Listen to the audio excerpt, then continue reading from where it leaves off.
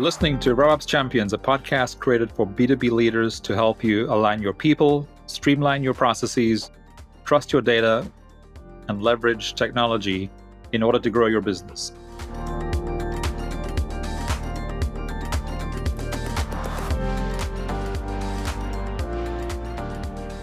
Not surprisingly, RevOps was a popular topic discussed with our podcast guests in the last year. Less surprisingly, however, our conversations ended up being about RevOps, even when the topic we were discussing was focused on something else, like the importance of good data, the alignment of go-to-market processes, or the integration of technology systems to support operational efficiency or better customer experience. We had some guests who were less familiar with RevOps as a model, but after our discussions, many realized that they were doing many of the components of RevOps without having planned it that way. The question I landed with after experiencing this multiple times was, how much would certain businesses improve their operational efficiency if they did plan for sales ops, marketing ops, and customer service ops, all to be planned and supported by one central customer ops function like RevOps? In our experience, the increased alignment of having one cohesive customer ops or revenue ops function who exists to support, align, and optimize all customer-facing processes, data, and technology, how much improvement could they achieve in their quest for easier and better growth? Here are a few of our guests from the past year sharing some insights and perspectives about RevOps and how it can drive revenue growth and scalability. It's data. You have to speak in data. I know Amazon implemented something that we use at Impact before every kind of QBR or kind of any sort of big meeting. You would write up a document that was like a pre-read document that everybody would read for 15 or 20 minutes before the meeting actually started.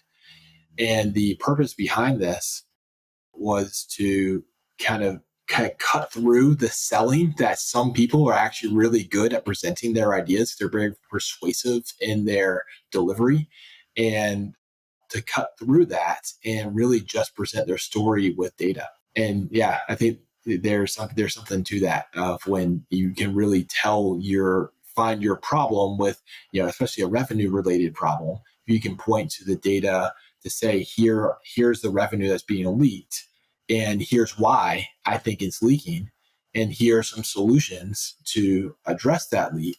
Well, that's a much more powerful argument than I really think we should XYZ. If you can prove the ROI, absolutely. Yeah. So data, of course, is a big topic that we talk about a lot. And the way to avoid getting on the rocks is through alignment of your teams, your processes, your data, and of course, finally your tech stack. Mm-hmm. Yep, I'd agree with that. I think there's an additional challenge too, more recently, in kind of the role of revenue operations in that leadership team. Why are people bringing more VP of RevOps roles into their organizations earlier?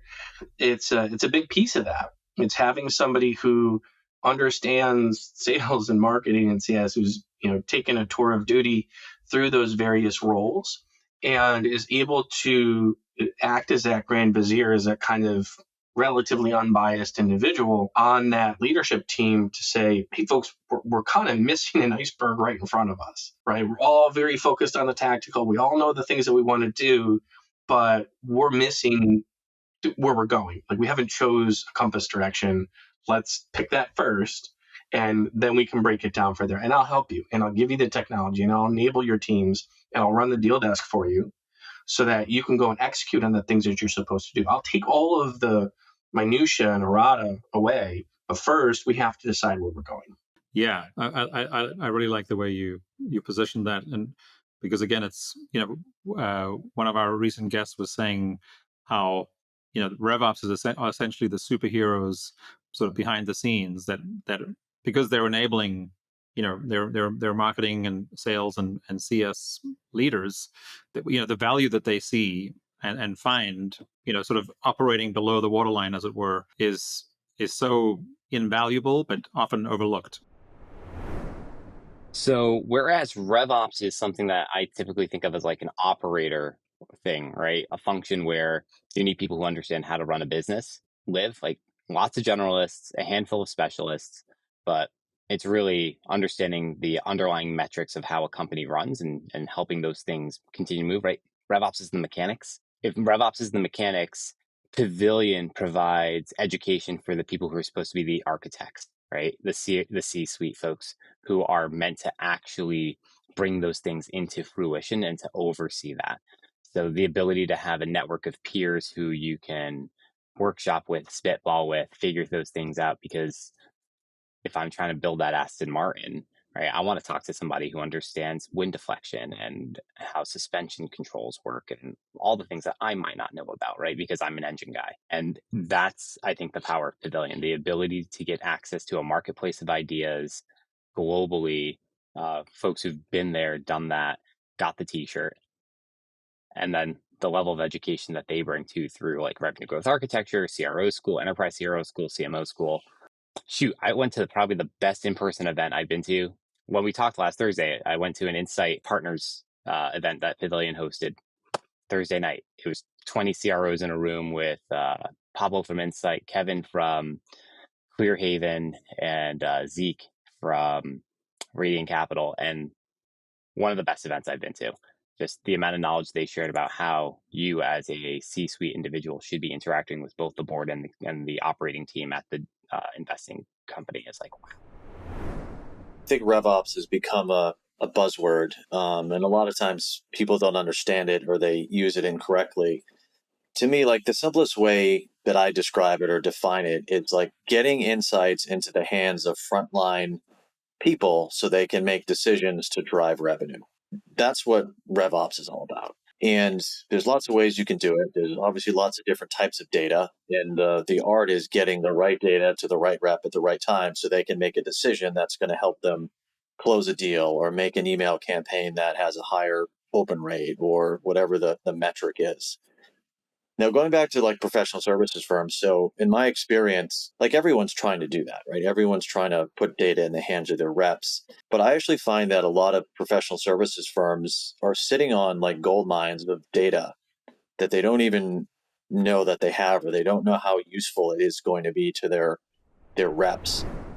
I think the biggest thing is, in the RevOps ecosystem that we talk about, there is like the sales team and the marketing team and the service team that gets a lot of call outs. One spot that, we've been talked to a lot as a partner is we've kind of found a specialty in working in Ops Hub a lot. Operations Hub is a set of tools that's primarily more designed for keeping your business organized, and especially what you would see this sort of analyst or internal tech wizard type role take on. And it's just really keeping the big business organized, keeping everyone on the same page, and having some truth and consistency in how everything functions. So Ops Hub really is a specialized set of tools for that reason.